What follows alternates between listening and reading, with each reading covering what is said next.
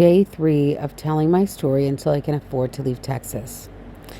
So, I mentioned in my last video that I lost over 70 pounds in the past year by myself. No doctors, no dietitian, no resources, just my own research. So, in September, I had my gallbladder removed and I was never officially diagnosed with fatty liver disease. I just found out by chance because after my surgery, I was still having a lot of pain and I wanted to go back and read my medical records and the results of my surgery. And I saw that it said that I had fatty liver. You know, the technical terms, I think it's called hepatic steatosis, which I did some research and found out that is fatty liver disease. So I was never told I was never told that I had it. And apparently I looked back at my CT scans and I'd had it for a while. I've had it for a number of years and had no idea. So because I was never told, I didn't do all the things I probably should have done to change my diet, which would have prevented the gallstones. Before the pandemic, I'd had numerous visits to the ER for stomach pains and pain in my upper right side, pain in my back, which I thought was my kidneys. I thought it was kidney stones. And one aide just mentioned in passing that he thought that my records showed gallstones. And I said, no, I've never had gallstones. I don't know how I would get that. And he's like, oh, well, eating fried foods. And I was like, okay, but I don't eat that many fried foods. I'm not a big fried foods eater. So in my mind, I just kind of put it off. It wasn't the doctor telling me. It was just an aide saying it in passing. No doctor had even confirmed to me or told me that I had gallstones at all.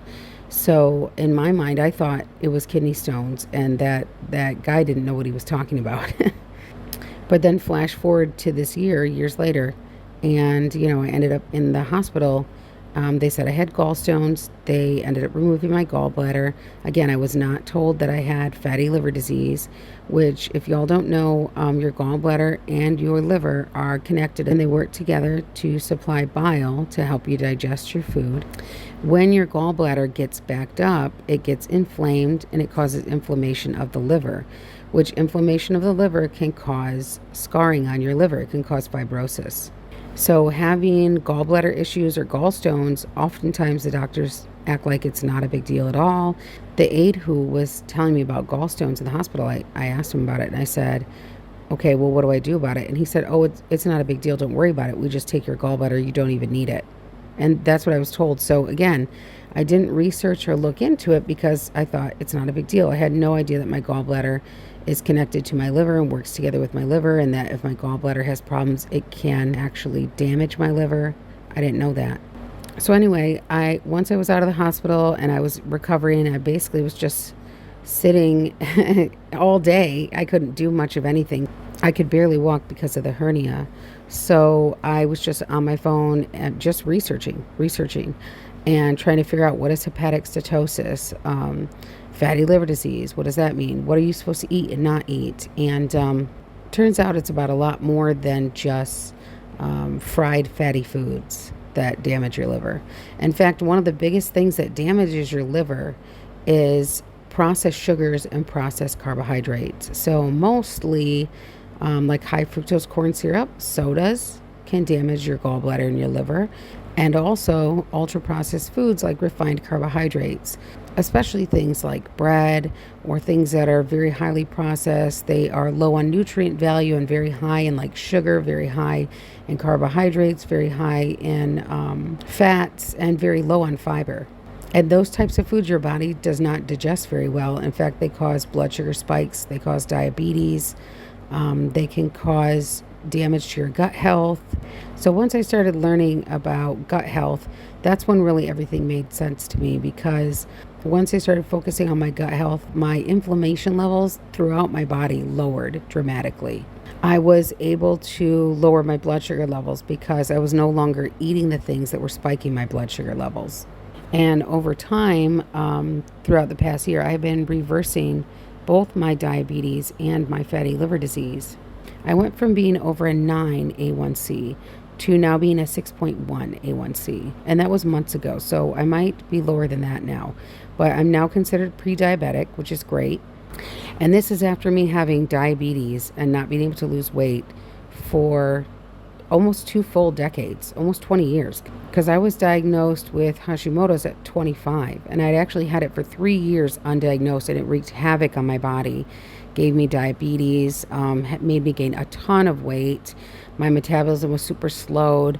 I didn't have any energy. I couldn't hardly lift my arms and legs. Like, I had so much muscle weakness in my limbs. My hair was starting to fall out. My nails were extremely brittle.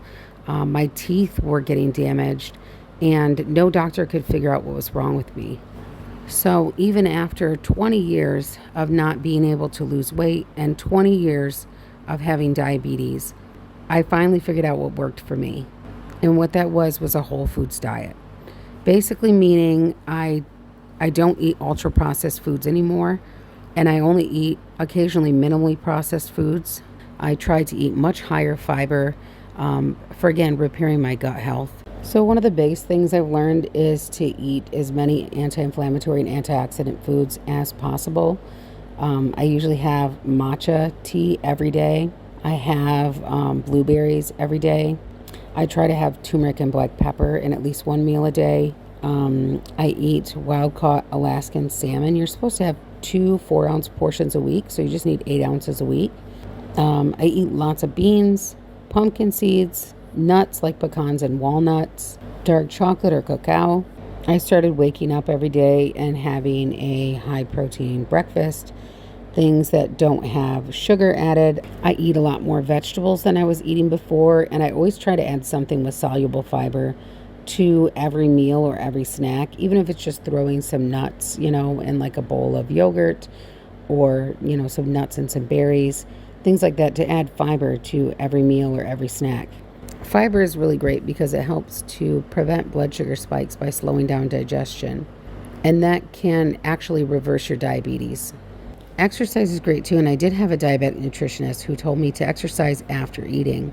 Not only does exercise help you to burn off your meals so that it doesn't get stored as fat, but it also helps to balance your hormones. And what I notice is, like, sometimes I'll work out after a meal and it doesn't do anything, especially if I eat something that could spike my blood sugars.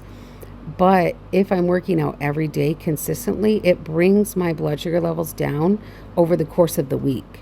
So like if I accidentally, like, let's say I'm tired and I skip like 3 or 4 days of exercise in a row, then what I find is that my blood sugars start to get high again. Even if I'm eating the same foods, my blood sugars start going up. So if I have like 3 or more days off in a row from exercise, then I find like it affects my overall blood sugars, that no matter what I'm eating, they start going up. So it has something like a hormone balancing effect, and I have definitely seen that myself, and it does affect your blood sugar levels. Also, portion size is a big factor. One of the main things I did was start cutting down to smaller portions. And I think that's one of the biggest things that helped me to lose weight, because I didn't realize this, but when you eat, like, let's say, and a lot of people do this just because we're all busy, we're overworked, we're underpaid, etc. But you won't eat all day long. You'll barely eat anything all day. And then when you get home at the end of the night or whatever, you have a massive meal, And a lot of people do that. It's very common, We don't get proper meal times a lot of times, and we're very busy and we're doing too much. And maybe we don't even have the money to afford to have, meals and snacks throughout the entire day.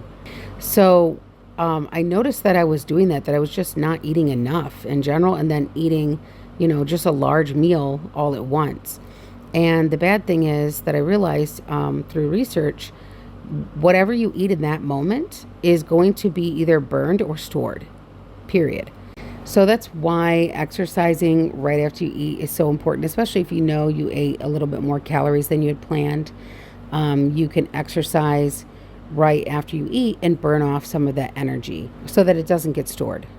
Also, a really important factor that I hadn't thought about, because a lot of times they don't talk about how our mental health affects weight loss, but when your body is under stress, whether it be physical or mental stress, your body holds on to weight. So you have this hormone that's released called cortisol, and it's basically like this negative hormone that is putting your body in a stress response.